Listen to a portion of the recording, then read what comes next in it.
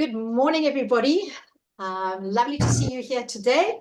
And so I am Laura Bergh, and I am the Chief Enabler for an organization called the Greenlight Office. And we are based here in Cape Town, although we have a very large footprint all across South Africa, and we're starting to move up into Africa this year. So yes, Janine and I have been friends for quite some time and colleagues, and she's taught me quite a lot about community development, which is not my space, although ABCD is a wonderful methodology working at the community level, whereas the Greenlight actually works at the family level and looks at what's happening within families behind closed doors. And if the unit of poverty is at the family level, then understanding what's happening at the family level then gives you a kind of like a helicopter view at why the community is the way it is when it's made up of the units of the family. So I'm going to share with you a presentation this morning around you don't know what you need until you know what you've got. Because we find that so many people, doesn't matter what socioeconomic status they are, they always want more, they always need more. But if you aren't stopping to reflect what you actually have, then how do you know what it is that you really need? And need and want are two very different things. So I'm going to share my screen with you and introduce you to what we call the Greenlight approach. So here we go, sharing my screen with sound. All righty, can everybody see my screen? Yes, we can, thank you. Yes. Fantastic. Yes. All right, so presentation today, you don't know what you need until you know what you've got. So there's some fundamental principles that I need to just put in place so that you know where we are coming from. You know, you get different people in the development space who have different philosophies or different realities in the way that they see life. I want to just talk to you a little bit about the way that we see life. So we want to raise consciousness and awareness around listening to voices on the ground, really important to us, encouraging society to help people to help themselves. So there's a level of responsibility and ownership in that. To action and measure only that which is important. And then to understand that collaboration in society is really, really important in order to attack those societal challenges from all sides in an integrated approach. So we see that the sum of all of our efforts is going to be so much stronger than we as little organizations go out there with our isolated energies and try and make a difference. Collaboration is really, really important. And then lastly, but probably most importantly, it's a people-centered, people-driven approach. So these are some real fundamentals that we like to create some consciousness around.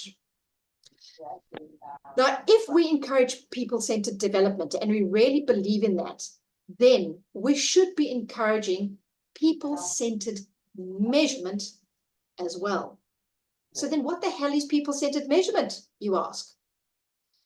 And we're going to get to that in a second. So some of the barriers to people-centered measurement is that, and even people-centered development, is that generally across the world, we don't see people as their main actors in their own lives who are able to eliminate challenges. And we don't engage with individuals and households in what we call a form of self-diagnosis, getting people to stop and to think and to reflect on their lives. And as a result, we do things to people. We implement programs based on what we think people need and not engage them in their own situations and solving their own problems. Secondly, when you talk about evaluations and impact assessments, we know that they are notoriously one-sided. They're almost always seen through the eyes of the assessor, where the view is basically top-down rather than bottom-up. And then thirdly, usually the aim of assessment is to be objective and neutral. But when you consider people's perceived reality, and you try to understand why people are thinking and behaving the way they do, then the assessment is going to be hugely subjective. And that means it is valid. There's nothing wrong with subjective assessments because it's based on people telling you their stories and what is their reality about. Fourthly, most assessments record data in the forms of quantitative data or qualitative data, but it is seldom both. And we have found that there are two sides of the full story. And if we don't have both the numbers and the stories, we cannot provide what we call a blended insight. We've only got half the picture. And then lastly, most assessment methods leave people completely out of the picture. It happens to them, not with them. And we need to be including people in their own measurement, not just their own development. So let's take you to a little bit what Greenlight approach is about and how it works. But just before we do that, I want to tell you just a little bit more about the Greenlight Office. So we are a non-profit company with a PBO registration. And ultimately, if you want to know what we do, we can sum it up quite simply as saying, we assist organizations to measure and understand their social impact. That's it in a nutshell. We don't do evaluations. We assist organizations to measure and understand. And all those organizations, and we've got about 140 plus nonprofits that we've been working with since 2015, all those organizations that use the metrics that we have, they come together in a collaborative movement called the Greenlight Movement. And they come to our forums, our conferences, our webinars, and they share and they see each other as collaborators, not competitors. And so we've been operating for over 8 years. And we've got about, well, I've got to 75,000 assessments in the system, but actually we're now closer to 79,000. And many of those are longitudinal, which means when we run a metric with households, we go back a year later and the year after that to see how things are changing.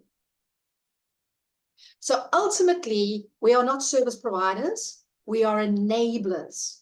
And we are growing this movement of organizations who recognize that to move the needle of transformation, we have to have smart, appropriate tools that are directed at measuring that which is important to social impact and tell us about how people's lives are changing.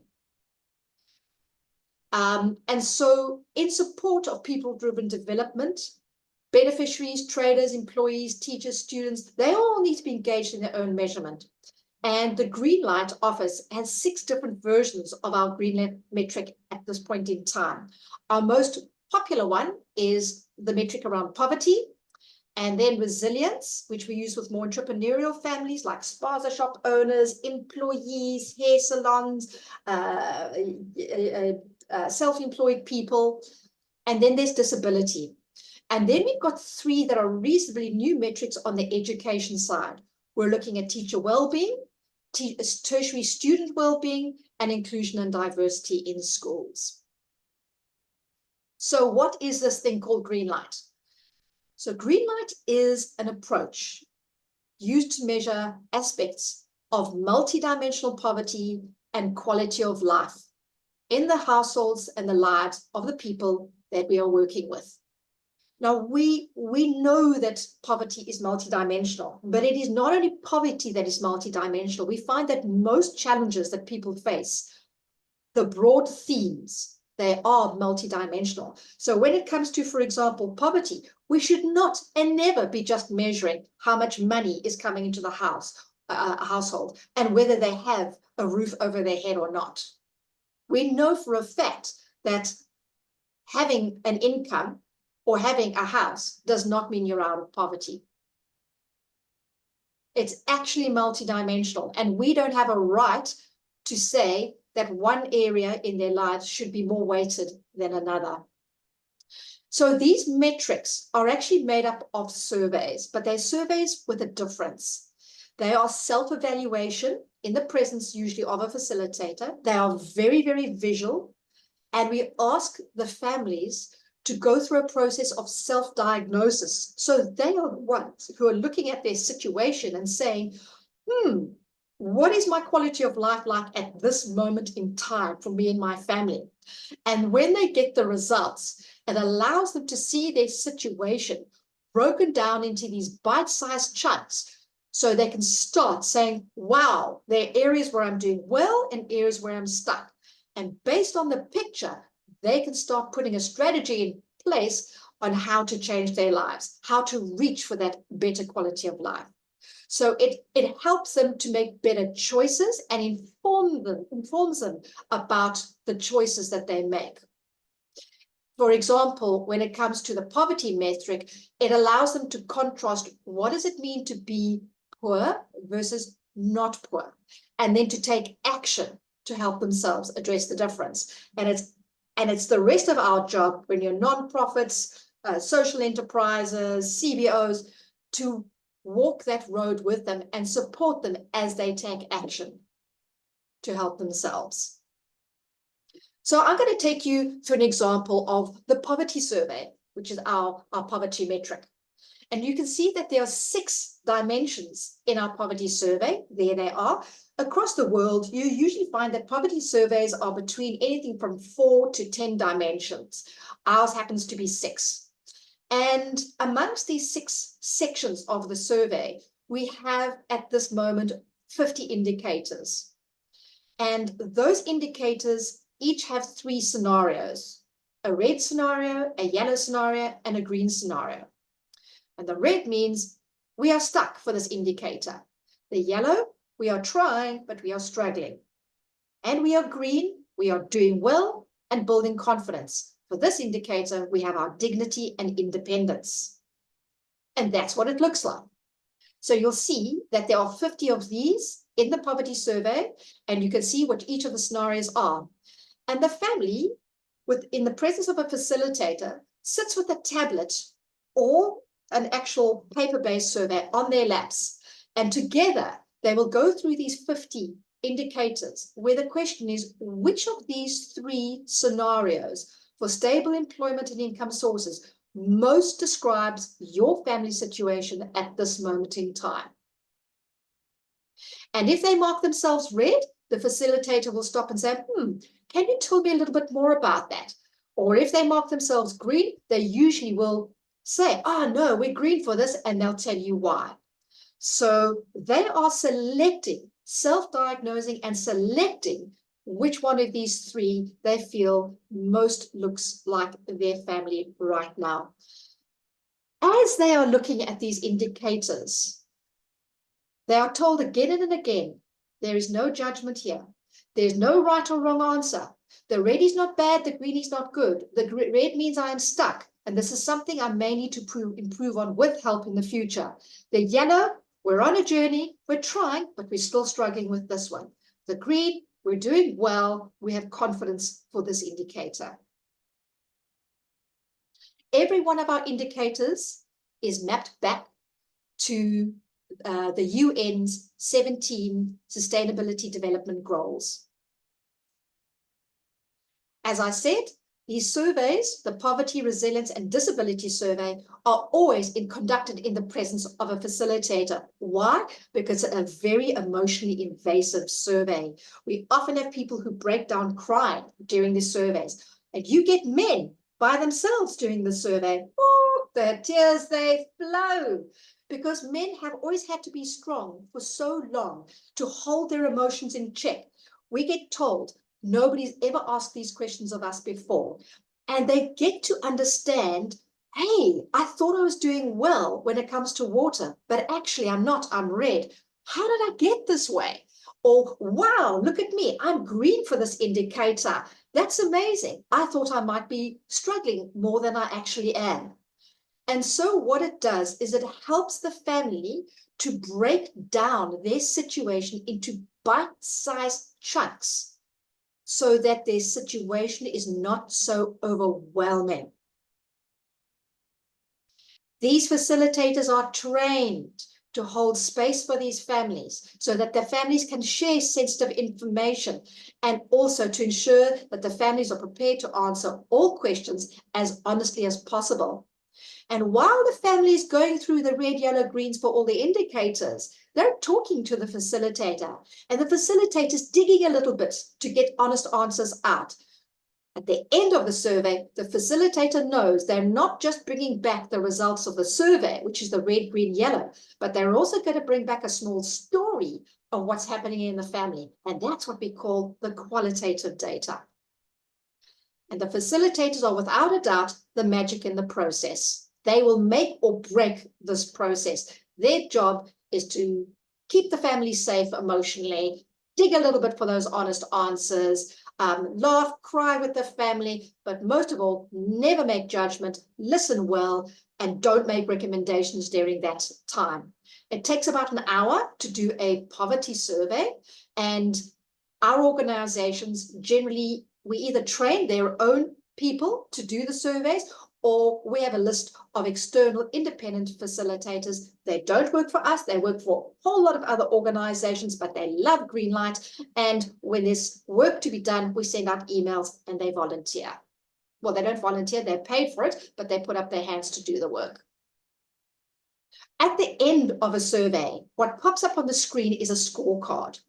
This reflects all the indicators and what colors were chosen for those indicators.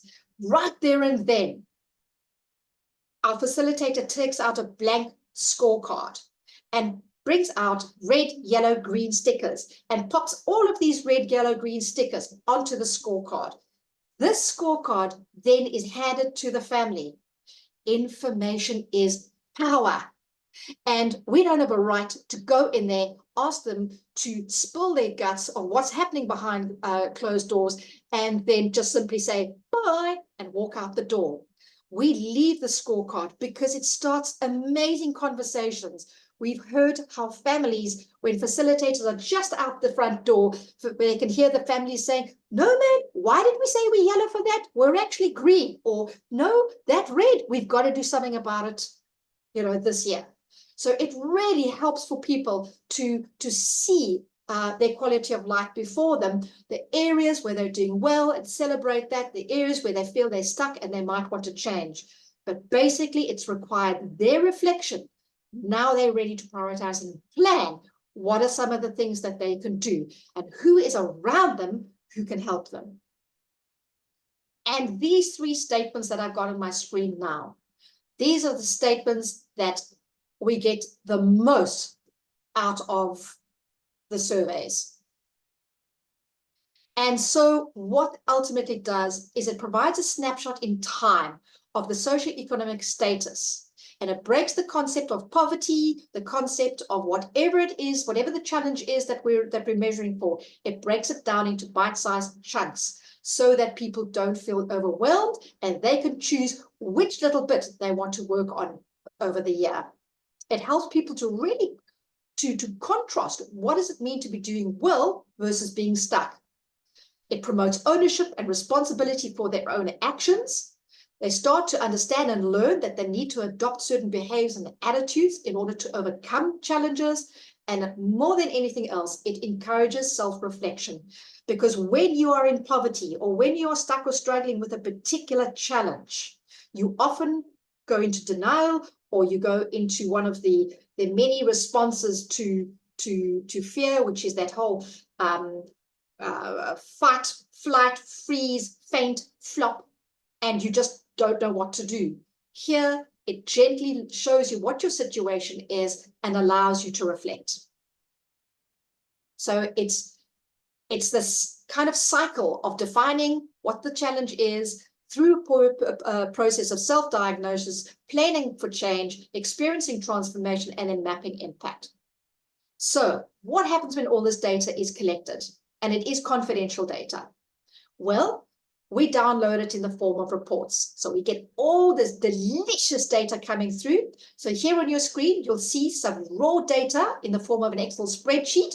And immediately, for every row that you can see on an Excel spreadsheet, that's one family's results with their ID number of the main household representative, what their score is. And every family score will be different because every family is struggling with slightly different challenges. And then you can see across the row what they mark for each of the indicators.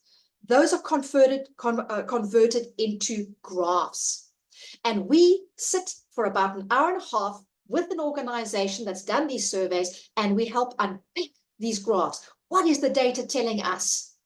How much red is there? How much yellow? How much green? And why? Why is it red, yellow, green? And we're able to do reports. We've got some wonderful BI reports, business intelligence reports, that allow us to automatically create these tables that allow us then to delve. And when you do your second survey or your third survey 1 to 2 years later with that family, you can start to see, for example, in the area or the dimension called income and employment for a family or for an entire community, if the baseline score was, for example, 23% green, but in the second score, it went up to 59% green. And in the baseline score, 53% was stuck with income and employment, but it went all the way down to only 7%. So ultimately what happened for this particular community is that between the first and the second survey, their lives changed in their families for income and employment, and it went up and improved by 80%. And so we are able to help organizations to actually quantify change, to see the social impact between the baseline and the second survey, and second survey to the third survey. We're even able to then show them what are the top challenging indicators, so that the programs know what is it for this community or for this particular group of sewing ladies. What are their most challenging indicators? And then after the second survey, how have those most challenging indicators improved, and in which direction have they improved? This is delicious data to feed back to your stakeholders, to your funders, to your own team, and to motivate you about what's working on the ground, what's not. And if you need to pivot your programs to add more of what's working, then that's what you need to do. And we can give you right down to the granular level for every single one of the indicators that are coming through, how it's changed over time or if it hasn't changed. And of course, isn't it awesome to show your funders and your board exactly what something might look like after 1 year in terms of a full picture? So here is an example of a baseline for a community, income and employment. Look at all the reds and the yellows for these 5 indicators. And then 1 year later, look how they've all starting to shift. The reds and the yellows are going down and the greens are going up. Woohoo! And some indicators will stay red or yellow longer. For example, family savings number 4. Why? Because after 8 or 9 years, we happen to know at the Greenlight Office that family savings is one of the most difficult indicators to change, because people are often living in survival mode. Money goes in, money goes out just as quickly. And often people have debt. So they feel, I can't save. It's not in my ability to save. But there are things called 2 Rand saving schemes. And we know that family and saving is much more than just about putting money aside. It's about commitment and discipline and seeing that your life can be different and believing in your future. So, and teaching your children the power of saving and breaking family cycles. So yeah, every indicator has an intention and a place in a family's richness of life, and has been carefully considered, and that's why it's in the survey. Moving to the next screen. Remember I said that not only do we take the quantitative data, but we also take a story of what's happening in the households. This is an example. We don't just want to know how red an indicator is. Well, first of all, what's red, and then by how much it's red. We also want to know why. And the qualitative data, the stories, start to give us insights about why something might have gone from red to yellow to green. Or if something was green, why did it go down to yellow in the second survey? And so we have gained the most incredible, wonderful insights over 8-9 years of what's happening in families and why and how things move. by collecting this data, this qualitative data at the same time. I'm not going to go through this slide. I just want to say that the Greenlight Office has a theory of change that is designed to change systems, very, very carefully worked on. And we have two impacts. One, yes, our surveys impact on the very beneficiaries, clients, participants who are doing the surveys, okay? But it also impacts hugely on the organizations and their programs, because they are going to use the data to inform them how to run their programs better and where to target and change things up. Our Greenlight app is pretty sexy. We worked hard on this one. Our facilitators love using it. The app is taken out into the field, and they can choose which survey they're going to do, whether it's first, second, third survey, and it's usually done on a tablet. And the beauty of this app is it works offline.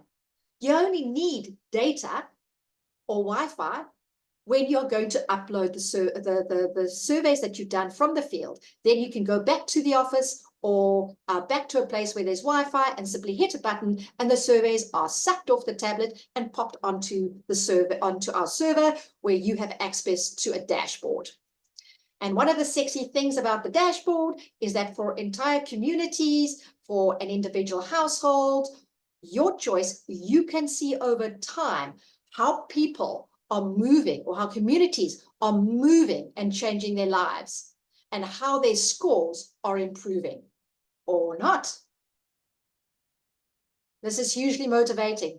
And we find that if we told families that we're coming back for the second survey and you don't go back when you've promised, woo, they get cross with you, because they can't wait to show you which indicators they've changed and what it looks like in their lives now. We take this data and we want to see what the big picture in South Africa looks like. So this hasn't been released yet, but we're about to. We then map it, because every single survey has a set of GPS coordinates attached to it. And we can say, so for access to credit facilities, what does South Africa look like? And what did it look like in 2017 versus what did it look like in 2023? Did it get better?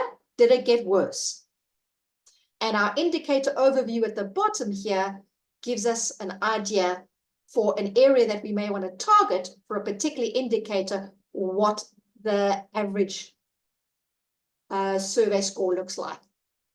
As an example, there I'm focusing on the Johannesburg-Pretoria area, and I'm looking at family savings, and it's showing me this. And I can drill into specific areas on a map and see how things have changed over time. It's also a wonderful opportunity to understand what kind of programs certain communities need. And if you look at this particular community in the farmlands, and you look at access to drinking water, you can see that they're all green. They're telling you, no, don't bring your water programs. We're actually doing okay for water. But when it comes to understanding how to manage our money and being able to save, we're very red. So yes, bring your programs. This is the kind of information we want to show back up to governments to advocate for where government does very specific programs and how they fund other nonprofits, so that we can really, really target and prioritize where it's really needed. We're not just second guessing what is needed in various communities. All that lovely qualitative story data, we're bringing in AI towards the end of this year and next year, where we'll be able to send all those stories through AI, and within seconds to bring back, interrogate and bring back the summaries of what's being said in the stories. Because right now it takes us hours to read thousands of stories and to pull out the most important points of what's happening in programs or in communities. But with the AI, it's 4 seconds. So we're very excited about that. Okay, a little bit of time left. Collaboration of the Greenlight members as part of the Greenlight movement. Oh, we had such fun at our forum sessions in Johannesburg and Durban and Cape Town, and we're going to be running one in the PE area as well. All the organizations that use the Greenlight metrics, we come together, we close the doors, and we have those hard, honest conversations. We form a community of practice. So just like you've got the IACD, we have our network, and there's lots of referrals that happen between organizations. Even if you've got a conservation organization, talking to a corporate, talking to a skills development for youth, we have things to share with each other. So there's a lot of referrals happening. We aggregate our data to give us a bigger perspective, and we help each other brainstorm on our various challenges that we're having. And we're all coming together also to evolve the Greenlight metrics and tools. So I've already spoken about building referral pathways, and we're now going up into Africa. And we've got two organizations, Uganda. We've got an organization in South Africa, Gold Youth, that are taking us into another 4 countries. And we are starting to get these calls. I just want to say that with so much data at our fingertips now, we've got over 75,000 assessments in the system. We are starting as the Greenlight Office to be able to really understand the main challenges to families across South Africa, and also what's happening in the various provinces and why. And the insights that we are able to see from all this data coming through, we feed back into the Greenlight movement so they can learn. It's our job to be the conduit of all this information coming through. So I've given you an example here of just 3 insights that have come through. For example, the most effective programs that we see contain 3 elements: economic development, personal development, and healing. And this is for South Africa. And of the 3 elements, the most important part of the program is the healing. And so we know that if programs can convert how they run their programs to working mostly on the head and the heart skills, then the hand skills will follow. If you only concentrate on the hand skills, the doing stuff, and you don't work with the mind and the heart, your social impact will be very slow. So those are the kind of graphs we want to see over time. When you leave a community after you've been running your programs, when beneficiaries have exited out of your program, and you go back and you find your graduates, find the people, anything from 36 to 48 months later, will their scores remain where they are? Have they found their dignity and independence and have maintained attitudes and behaviors so that they are forever out of poverty, or they have forever changed their situation, or that challenge that they had in their life? This validates theory of change, and this is what your funders, your stakeholders, your boards want to see. So I'm going to stop there and take questions if you have.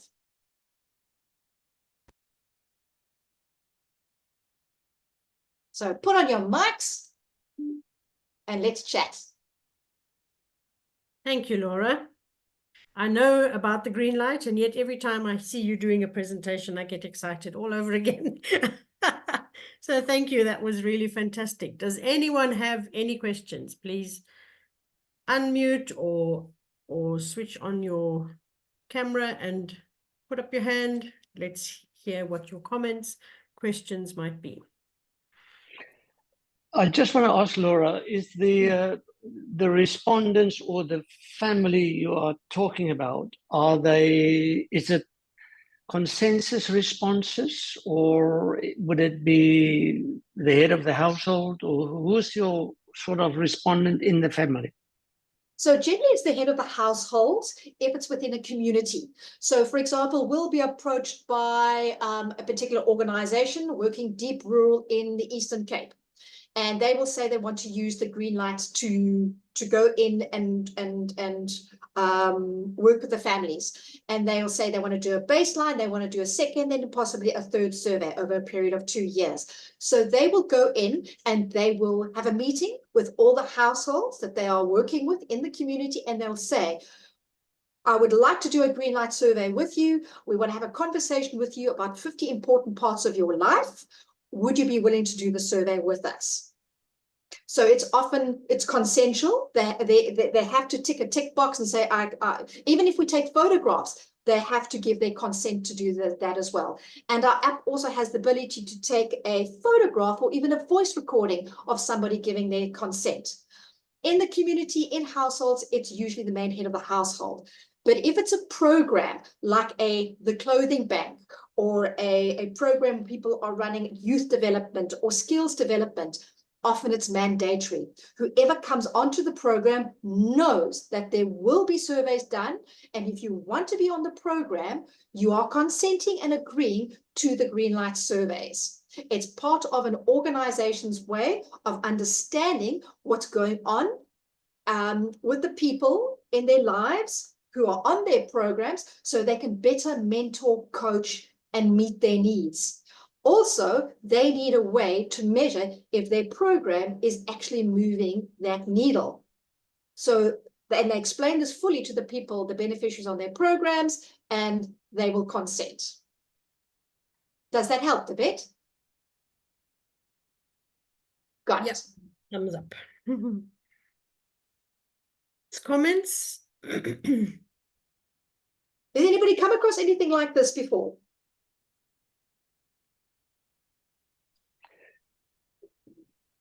No, more or less, yes. But my little bit of a concern is that means in your baseline data, the composite data you have, it would be a composite of all surveys you've done, which means it could be a youth survey where the youth were the respondents. It could be a poverty survey where the head of the household was the respondent, and so forth. So it's a conglomerate that you put together. Is that correct? No. So we only aggregate what needs to be aggregated. So we only aggregate, for example, as I said, so here's a program. They are taking on 50 women who want to be on a program that is about a year long on sewing.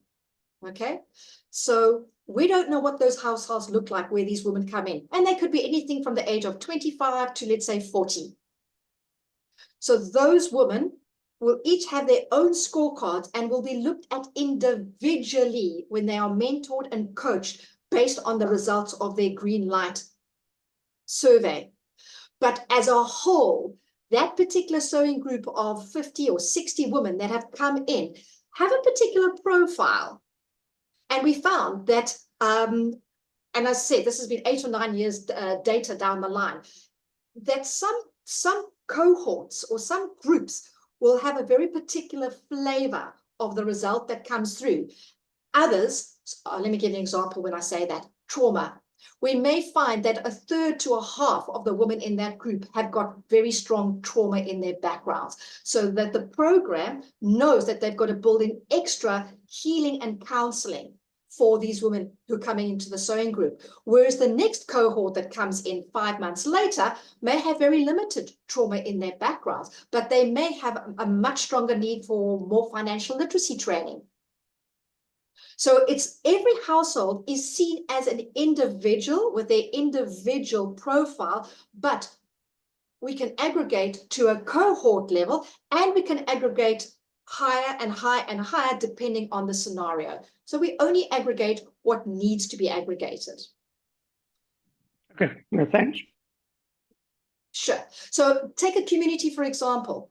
Every household will have their own scorecard and will have their own flavor in terms of the challenges they face. But we found that a community in Ritsbreed has a very, very deep level, severe level of poverty compared to Paula or Bazana. Why? Because the context of what's happening in those communities are very, very different. And that comes out in the stories, and it comes out when we aggregate the data. Yeah, hi Laura, I'm John. Hey, John. I'm in Kenya. Hi, John. I used to live in South Africa, so aware of some of the issues you're talking about. But my question is really about, I mean, the methods sound very interesting, the surveys, but what happens next? Can you say a bit more about, you know, how other organizations use this? I guess Sure. you usually work in partnership with others and so on. But, you know, it's interesting, and, you know, how do you work with other organizations and also government? Is this something you've been able to work with local governments on? Yeah. So what and so on? As an example, the Jobs Fund, which is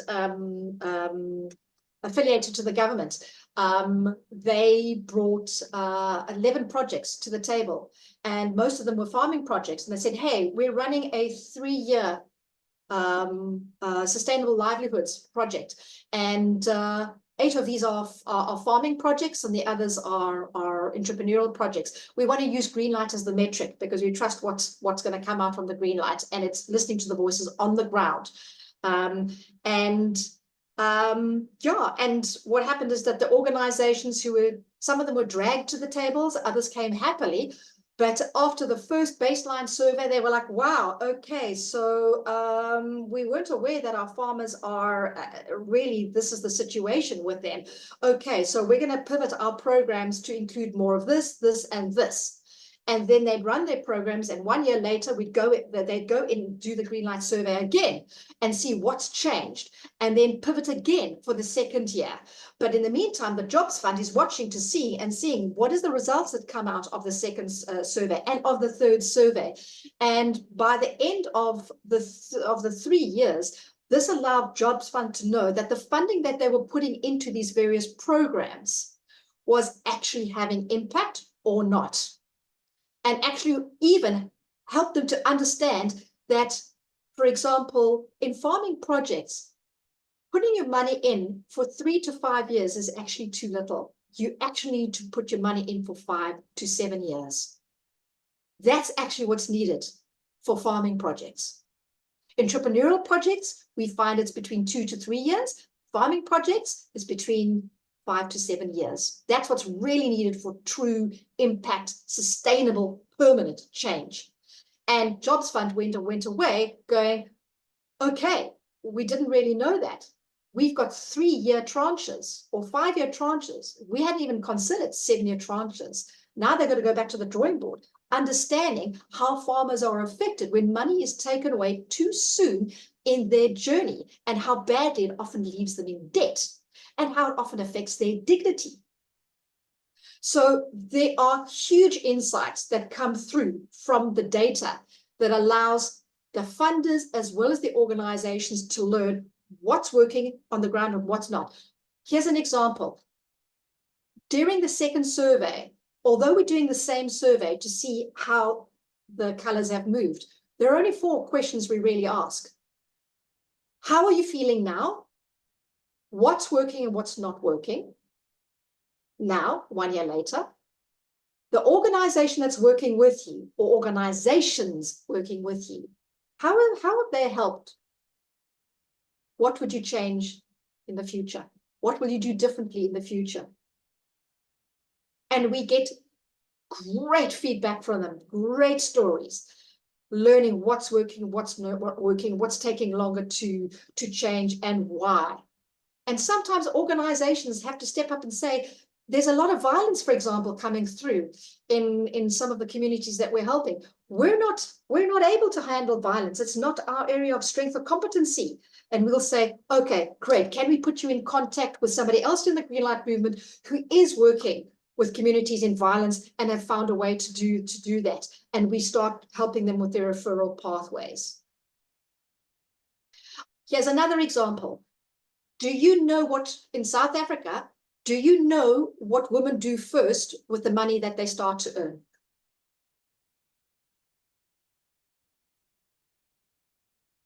When women start to earn money, what do they usually spend that money on first? Oh, you're a quiet bunch. Come on, take a guess. The children. Children. Not quite. Their beauty. No, that's what men do. Is it food? Savings, maybe. Saving group or something. No. Give it to the Women, husband. no, although that I have heard that happening as well. So what Say it again, women do, she said, give it to their husbands. What women do is they make their homes safe and comfortable. For a woman, her deepest sense of need is for security. If she can go home at night and go home to her shack or to her home, she needs to feel safe and secure. And to make her home safe and secure for her family, it becomes her sanctuary, the place where she goes at night, she closes the door and she can breathe, lock the door and feel safe. So she will make her home safe. She might buy 1 or 2 little pillows or some extra blankets. She nests. Basically, she's nesting. That's what she does with the money first. What men tend to do with their money first is they will buy an item of clothing that will make them look good and feel good, to raise that feeling of I'm okay, to raise that up in their own eyes and in the eyes of others. So when you are working on a program and you're helping people to think about when they're earning their first salary, what are they going to do with their first salary? Do they go buy the big screen TV or that lacquer pair of boots from Woolworths, or do they spend it on paying their school fees, on the children, buying more nutritional food? Think carefully. Don't work against people, work with people. If we know what women spend their money on first, don't fight them on it. They need to do this for a very important reason to them. Don't fight men on going and buying that leather jacket as the first thing he does with his first paycheck. He needs to do it for a reason. But then, as now the weeks start to go by, now you can start influencing. Now you can start talking to them. Okay, what next are you going to do with your money? Go back to your scorecard, your Greenlight scorecard. Look at the areas where you're red. Do you need any of the money to be focused on those areas so that you start shifting to the green? Because we know that once you've got 43 to 46 greens out of 50, that you're basically done with poverty. Then you've just got to maintain that attitude and that mindset. So there's lots of bits of juicy information that come out of the data that can help you to, in sneaky, clever, smart ways, to pivot your program and build your program to be working with people rather than against them, or the way that you think they should be running their lives. Hello. Yes. Please, it's clear that you've done very interesting surveys. Do we have a website? This is Orato from Nigeria. Do you have a website for the Greenlight Office where we can look at these studies and maybe articulate some of the fine points, because there were interruptions when you were presenting, so we couldn't actually synthesize most of this information. Do you have these reports published in your website so we can read them up and maybe raise some comments later and see how it plays out in other parts of Africa? Yes, I hear you. Comparative study, yeah. Thank you. Thank you for that request. I've just put our Greenlight address onto the chat show. It's www.greenlightmovement.org.za. Most of our reports are internal because they contain very confidential information. The reports are only for the organizations that we are working with. However, this year, we have started to put together a whole lot of case studies, and they're currently being done right now, and they will be published a little bit later this year.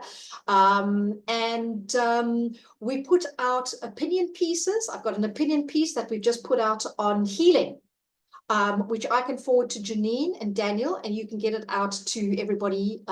This is what's come out of 8 years of experience around the data around healing and what is required for healing. Yeah, and we've written various other pieces. We've just got to be very careful about how when we talk about case studies and when we talk about what's happening on the ground, we've got to be very careful to keep confidentiality of everybody who's had the survey done. So we'll talk at the level of graphs and tables and findings and insights, but it will never go down to the granular level. So yes, we're building on that right now. Thank you very much for that. You're welcome. Yeah. Nancy? I wanted to check, and I'm sorry, I missed some bits of this, yeah? What have the reflections, general reflections been on the tertiary student well-being surveys, the ones on inclusion and diversity? Thanks for asking. So the 3 educational metrics are all new. We are right now in the middle of a pilot with teacher well-being, and that is amazing. The pilot is 195 teachers across South Africa, and so far I think there's been 36 or so of the surveys done. Already we have got 5 big red flags that are coming out, and it's been taken to the principals' conference in the near future, and then the information will be taken to the Department of Basic Education. Already, just in the pilot of this new metric, there's great information coming out. We are busy getting ethical clearance for the tertiary well-being metric. We are doing the pilot with the University of Cape Town here. The pilot starts around about July or August.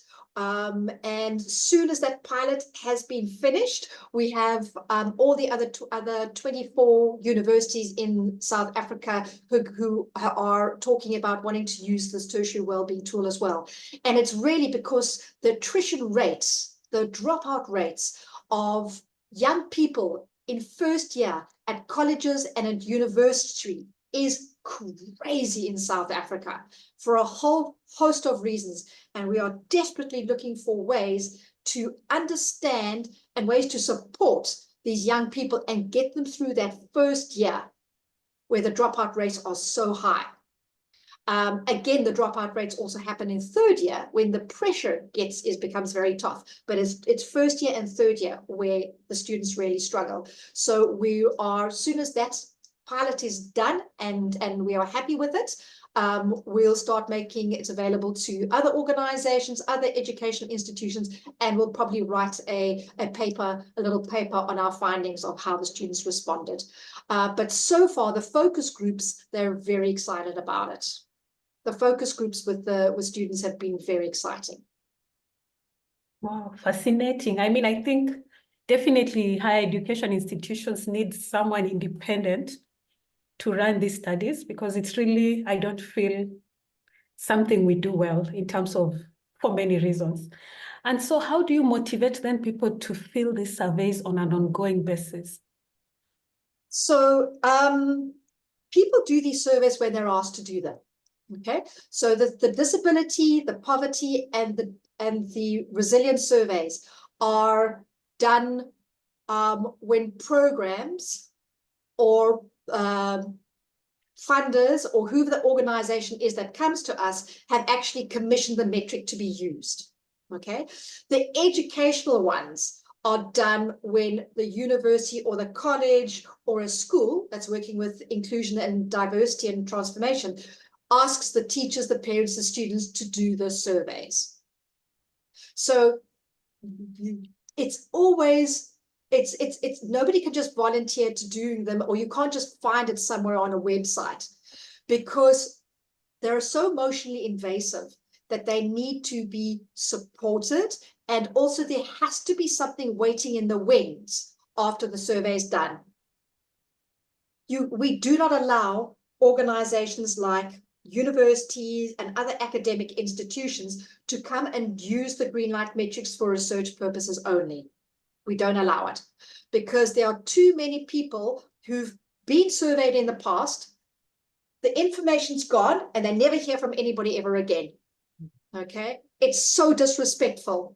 We say organizations may only use the Greenlight metrics if you already have a program on the ground, or you're busy designing and have intent to have a program on the ground for this very community that you want to survey, but you first want to understand where the challenges are first within the families, and then you'll create a program around those challenges once you've heard the voices coming through the Greenlight surveys.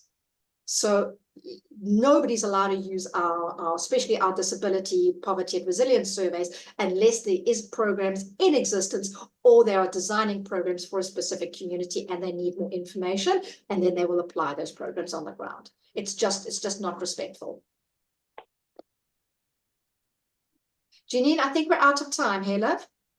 Well, we can go to past if people still have anything to ask. I can even play you one or I two do. little videos. I Hey, do. Catherine. I have, Okay. well, Oh. okay, go ahead, go ahead. Thank you. So Lola, I'm just blown away by all this. And I want to thank Janine for bringing you on board. And when I learned about ABCD and went through a training with Janine, my colleagues and I did, it changed the whole narrative about impact on our organization. This year Wow. we celebrate 20 years. Wow. Life Bloom, which is the NGO on the ground. We celebrate 20 years. And part of it, and part of what I hear, is about how we get down to the community. And now you mentioned the households, to be able to start from behind the closed doors. I love that statement. I will call it, take that away. Behind the closed doors, what's happening? Is it green? Is it red? Is it amber? You know? And figuring out that, now to what you just added with, that it's disrespectful to carry out surveys if we are not using the results for the persons that we have carried out survey on. Yes. For me, there are no two ways. And I have disagreed with quite a couple of the universities that carry out research and then publish it. And the community that has given the information is left with, well, Yeah. I think I'm coming to South Africa very soon. I want to now meet Janine in her own country. Janine and I have been talking about this. Let me travel.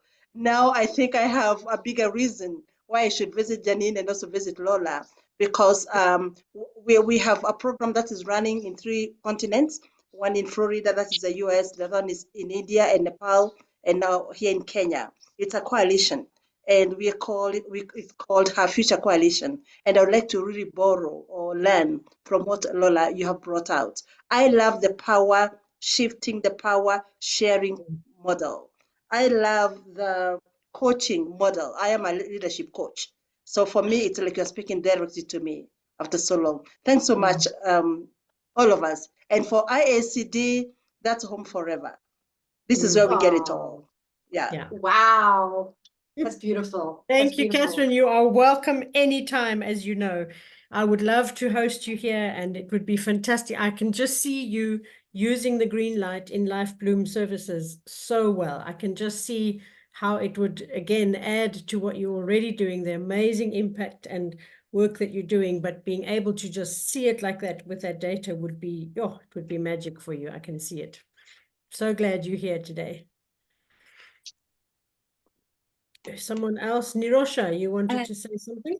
Yes, thank you so much. First of all, Laura, thank you so much for the excellent presentation and for the amazing work with the Greenlight. Thank you so much for sharing the information. I have 2 questions actually. This is about the methodology. One is it the, I'm sorry if I missed this in your presentation, but I'm asking again. Is it the same respondent that you use for the first interview, second interview, and the third interview in the same family? Or will it change? Because I'm especially asking because if the information you are collecting is subjective, then it could impact the information you are getting at the end of the day. And may I go ahead with my second question as well? So let me just respond to you on that one.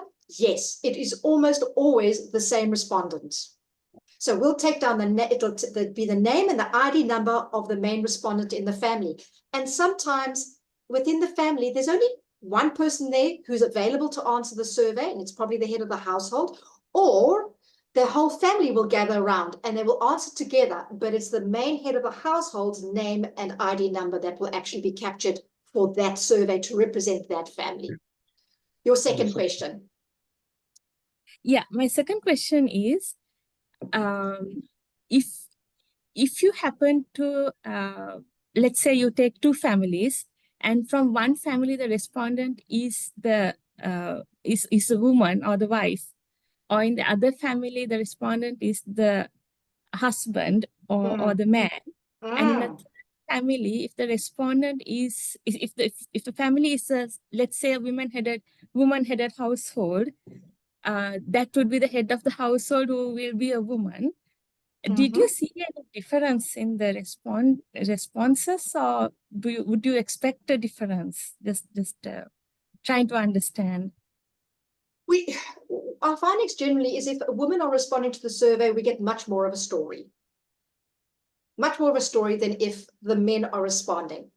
Okay. But if the women are in the survey with the man, she will always add comments. She will always fill up the gaps where he's not saying something. But we often get scenarios where, for example, they disagree. And it's actually lovely to see them disagreeing during the survey, because they're having a discussion that they probably haven't had a discussion on ever, or very, very seldom. And you can suddenly see, no, you know, and there they are having a bit of an argument right there in front of the facilitator. And all that the facilitator has to do is just hold the family in a safe space while they are actually connecting with each other on these things, connecting on their hopes and dreams and how they see their lives. Because you'd be surprised how much that does not happen behind closed doors. Sometimes you get a situation where there's been violence in a family, and the second last question in the survey, the poverty survey, is there violence in the family? And suddenly the family go quiet, and everybody's looking at everybody else. Nobody wants to answer the question. The facilitator picks it up, and she says, okay, she says, I'm getting a feeling that there may be violence in the family. It's okay. There are thousands and thousands of families in South Africa who are struggling or challenged as well with this second last indicator. So if I may just ask, is it violence that's just around the adults, or are there the rest of the family involved? And then, you know, anything can happen. And as long as that facilitator has the right kind of background and can keep that family safe. We have an incident where a woman got up and she basically said in another language, and she swore, and she said, ask that man. She points to the boyfriend, ask that man. Last night he beat me up, you know? And then the man, he looks at her and he gets cross and he picks up his chair and he bashes his way out the room. And the kids are sitting in the room with big eyes. It's all okay. It's all part of the family dynamics. The facilitator brings the temperature back down and says, it's okay. Thank you for sharing that with me. Let's let him cool off for a moment. I can see that you're upset. Thank you for sharing with me. Okay, I'm going to get you a glass of water. She gets him a glass of water. She goes and finds him. Come back, you know. And so there are ways of holding that situation, and then they can have a little bit of a discussion, not around solving the situation, just, do you feel this is a yellow situation, or is this a red situation? Is it affecting the family to the extent that emotionally it's hurting you, financially it's hurting, physically it's hurting you and the family, or to a lesser extent? And so they talk that one a little bit through, they select the color, and they say, let's move on. So there's no judgment around this, but holding them safely. And I mean, we've had stories where the guys have come back like a week later and said, I just wanted you to realize that I should have marked myself red, but I was too embarrassed to, and I marked myself yellow for violence, because I do beat my girlfriend up when I get drunk, and I didn't realize how much I'm affecting her and her family, and I don't want to be that guy anymore. If you hadn't opened the box to allow the emotions to come through, if you hadn't looked it in the eye, the situation, if you hadn't been there to hold that safe space, that realization would not have occurred. Who's going to do that work? Who's going to do that work? And we have so many dysfunctional families in this country because of apartheid and a whole lot of other reasons. We have to be brave and courageous to go there, but we've got to do it in a very, very responsible manner. And it's got to be a safe way to do it. And we're not doing counseling or anything like that during that survey.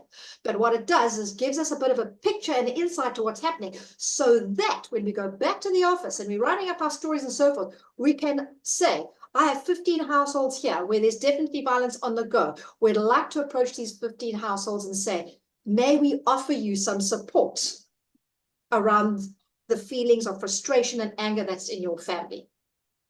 Because what's the result of that frustration and anger is the violence. Can we bring in some support or some way for you to help yourself around that? Thank you so much, Laura, for the explanation and excellent. I mean, I just thought you just do the interview with one or two people, selected head of the household or someone, but if it is with the entire family, that's perfect, because that brings out all the differences and everything. And I would like to mention, it's more or less even in Sri Lanka and few other Asian countries that I have worked with, situation would be more or less the same when it comes to family dynamics. So it's interesting to know that it's the same with the African region. So thank you so much for this information. We have many families who don't want to tell you how red they are because there's too much pride and dignity. No, we're fine. Green, green, green, green, green. We're okay. Thank you very much for your interest. We're all green. But actually, behind closed doors, there's a lot of shame, a lot of humiliation. They are wounded inside, and they just don't want to show that to you. It's none of your business. And so the facilitator's job is to help dig a little bit, to get them to be unafraid to look in the mirror and see the true reflection of what's going on with their quality of life. Then we have other families who will make themselves out to be all red. Oh no, we are suffering, we are struggling, we are in such trouble here. Oh my gosh. Why do they do that? Often because they want to see what they can get from you. If they show you how badly things are going in their lives, there may be food parcels, a job, money for transport, all sorts of things that suddenly come their way. And so those facilitators are the magic in the process. They are trained to dig and to ask a little carefully, okay, you feel you're very red for this. Can you tell me why you feel you're so red for this? And if the surveys are done in the homes, oh, it's even better, because in the homes with the family around them, the facilitator can see, smell, taste, get the vibe in the room. It's much harder for people to make out that they're very red if they're not when you're in the homes. But these surveys can be also done at a place of work or in a church hall or in a center. We find that you just won't get as much honesty coming through because people obviously will tell you what they want to tell you, although there are skills that we have in place to tease out. And we can see if there's some of the indicators are disconnected because there are, this one can't have been answered with green and that one red because there needs to be a connection or a correlation. So we're also able to pick that out. Maybe another one. Okay. Yeah, thank you for the presentation, especially the issue of people-centered measurement and self-organizes. Now, I have two questions. The first one is on, other than the studies, where do you come in terms of the intervention? Like, do you have, from your analysis, you can see some households are stuck, others are doing very well. So where do you come in terms of using successful case studies that are doing so well, maybe to intervene and kind of a replica in terms of, motivation, changing mindset of others? Do you have such in your organization? Then the second question is on policy making. Where do you come in as an organization in terms of policy making now that you are the custodian of all this information and data in your hands? Okay. Where do we come in? We don't intervene. We stop at the point where we help unpack the data and people and the organizations really understand what's going on with the families. We stop at that point because we don't have a right to judge anybody on their programs.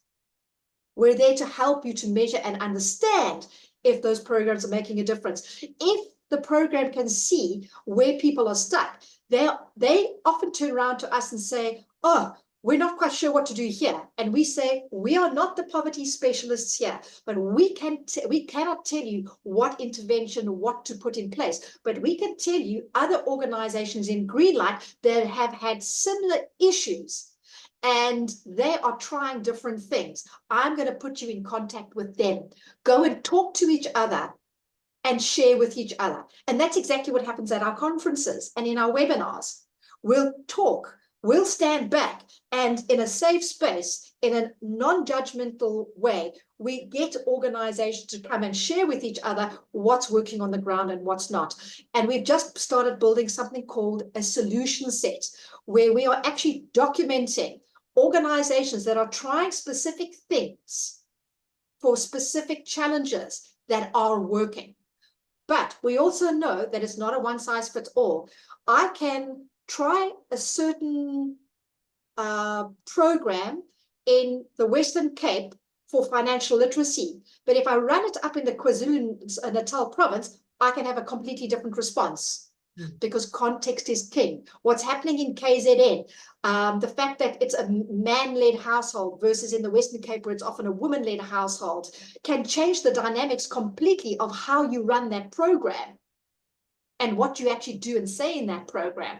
So the solution sets that we're busy documenting is going to be a really nice place for people to go to say, if you had an issue with that indicator or this set of indicators, these are what organizations have tried and what they've said they feel their success rate has been. So we're starting to build that as well. And then your second question around policy making, government is nervous of us. They come to our conferences, we're working with Jobs Fund and the Western Cape on the environmental side, etc. But they're nervous of us because you can't hide from this data. When this data comes through, it is what it is. This is what the voices on the ground are saying. And it can make government nervous. So we're probably towards the end of this year or beginning of next year, we're going to write the first Greenlight social impact report for South Africa, based purely on all the data and information we've gotten from the bottom up. And we'll put it out there and we'll see how government and authority responds. They know about us. They know who we are. Thumbs up from Boniface. I would love to ask Laura, in all these surveys, which have can really be said to have been very successful and impactful, I'd like you to share some of the challenges, your experiences with challenges, if they were. Because like one of us asked earlier, there was motivation.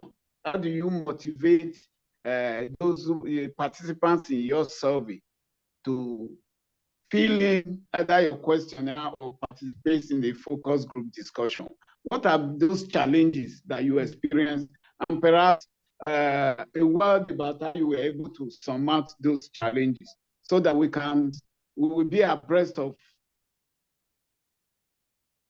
I think I understand what you're saying. How do we motivate people to want to do the survey? It's all in the language that you use, and it's all in the presentation. We're meeting people where they're at is the most important thing. So, for example, the language that we will use to introduce, or we help organizations to use the right language to ask their people if they're willing to do the surveys. And we'll say things like, we want to come and sit and have a conversation with you. It's going to take about an hour, and it's about 50 important things that are happening in your life and the life of your family. It's nothing to be nervous about. Thousands of South Africans have had these conversations. It's going to be in the form of the survey, but I'm not going to be the one who's going to be deciding on the answers here. You are. You and your family will be sitting and deciding for yourselves. I'm just going to guide you through. And at the end of it, you're going to get a scorecard that's going to help break your situation down into these little parts so that you can see where you feel that you and your family are doing well in your life, areas where you are struggling but trying, and then the areas where you're stuck. And what we want is that we want you to be able to see how there are some things maybe in your life that you can start working on, if that's what you want to prioritize, and that there are organizations who are around you who can help you to help yourself. And if that interests you, and you are interested in evolving your life, improving your life, reaching for a better life, then we want to really encourage you to invite us to come and have this conversation with you. I think that's the key thing. I mean, I've found as a facilitator and a trainer of facilitators that helping people to really introduce this tool correctly is absolutely key, because as you were saying right at the beginning, Laura, the fact that people are so survey tired. You know, people see someone coming with a clipboard and they think, oh, they're going to just take information from me and disappear, and I'm none the wiser. And I think the key thing for the Greenlight is how you introduce it, not only at the organization level, but then how the organization's facilitators take it into the communities and help people to feel like this is something that's going to benefit me. It's not an information gathering tool for some external person, but this is something that is shining a light on my life and is going to help and motivate me to be able to move forward. Yeah.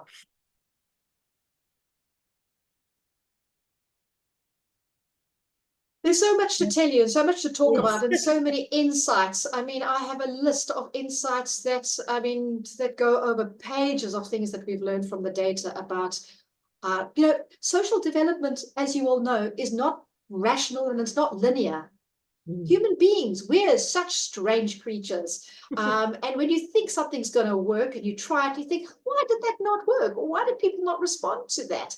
It's so awesome to just really delve into the psychology of people and how they respond when their backs are against the wall, or when they're feeling defensive or helpless or angry, and to understand those trigger points, and what to do and what not to do. And most of all, how to respect people for where they are at, and to make sure they understand that their poverty, their challenge, their situation is not who they are. It's just a set of circumstances they find themselves in, and it can change. It can change, but it needs their sweat capital to go into it, and needs us to support. Lisa, last question. Ew, what a responsibility. Last question. Oh my God, I'm working from home, so I'm not very prepared, but let me just switch on my camera. Oh my God, we are recording. Apologies, you see me in my full working look and not prepared to go outside. No worries. God, I have to open my camera. Quick one. Hi, Laura. Thank you so much. It's been so interesting. It's been very, very interesting. And I think at the Imbizo you spoke about the Greenlight, didn't you? I think I remember having a session and I remember really liking it. I think it was you, right? Yeah. Yes. Yes. So I remember even like back in the days, I really found it very intriguing. And just now as I'm listening, I was wondering about two things, and I assume time might be a bit short, but I was interested in understanding the specific metrics that I included in the tool, and to understand how balanced, how multidimensional, how holistically it looks at phenomena such as poverty, which is something that us as ABCD practitioners are very wary about, aren't we? And are very focused on in terms of really defining it in manners that do justice to the complexity on the one hand, and that also do justice to the dignity of people at all points. So that is one question. The second question is really about these dashboards. So I've been working on ABCD for a long time. I am a scientist, so I've been working with ICRAF for 10 years, and I recently moved to SIAT, where I continue working on agroecology and ABCD mainly. And we have been working quite a bit also on this idea of how can we use some of the data that comes out and that we're collecting through ABCD tools in a way and give it back in a way that speaks to people. We've had what we call Farmer Dashboards project, where we engaged rounds and rounds of feedback with different groups to understand how we can feed personal data back, how data can be prepared to, on the one hand, guarantee that it's anonymous, but at the same time also motivate people, because people are motivated by comparisons, etc., etc. We have a paper that we hope should be published soon about this. But yeah, so this whole line of questioning is really interesting for us, and we're moving into a new project. And I'm really keenly interested in how these dashboards can be coded in a manner that is straightforward and easy. Because what we did, so we operate on the leaky bucket model as well, like one specific thing, and we adapted to an integrated household leaky bucket. So it contains the household, the on-farm and the off-farm component. And I should say I'm in Kenya. So the on-farm and the off-farm component, and then brings that together. And we had an app developed for that purpose, And we had great ideas about how it would go, and it's way too complex and it doesn't make any sense the way it is.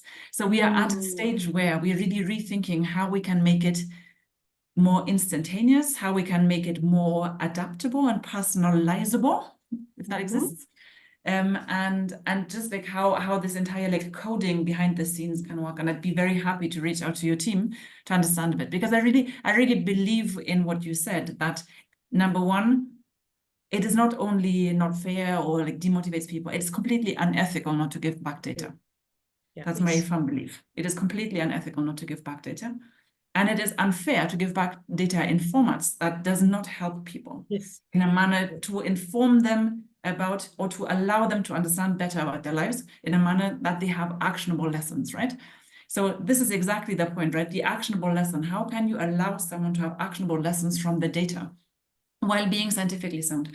So I'd be very interested just in engaging with your team to learn more about what you've done and what you're doing, to see whether we can learn from that. Thank you so much. Thank you, Lisa. So we actually have run out of time, and I'm actually late for my next meeting. So I have put my email address, info@greenlightoffice.org.za, into the chat. Please feel free to contact me if you have questions or you'd like to know more, whatever it might be.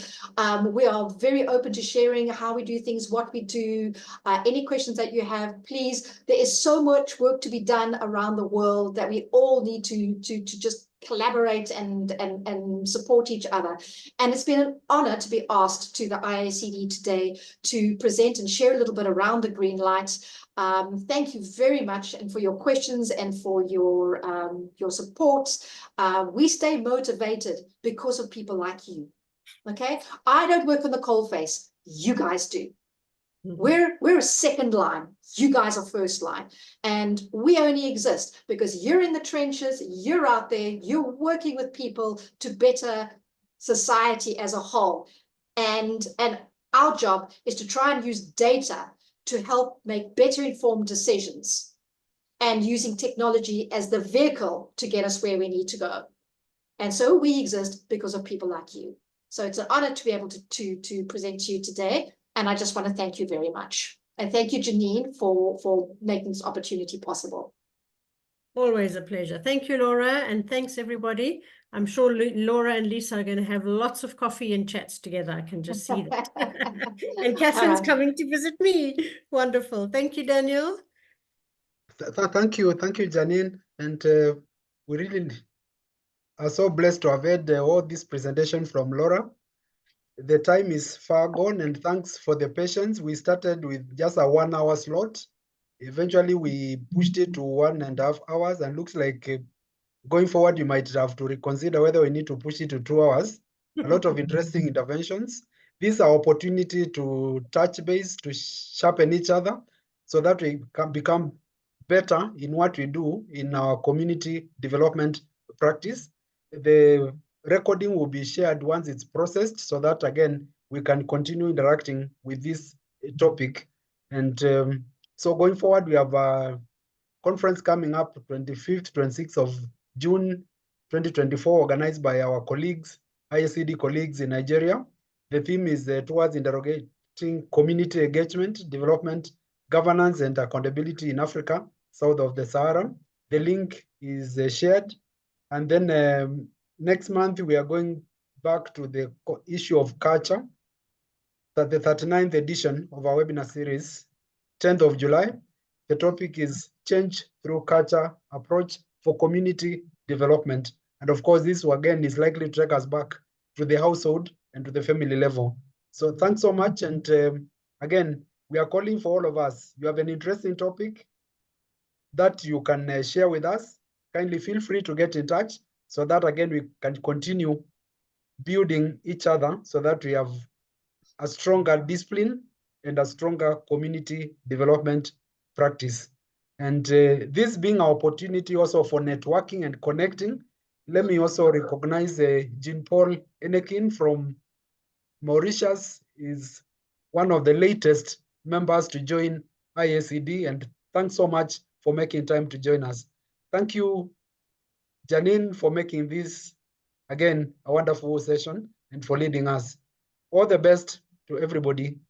Enjoy the day, enjoy the evening, whatever the time you're in.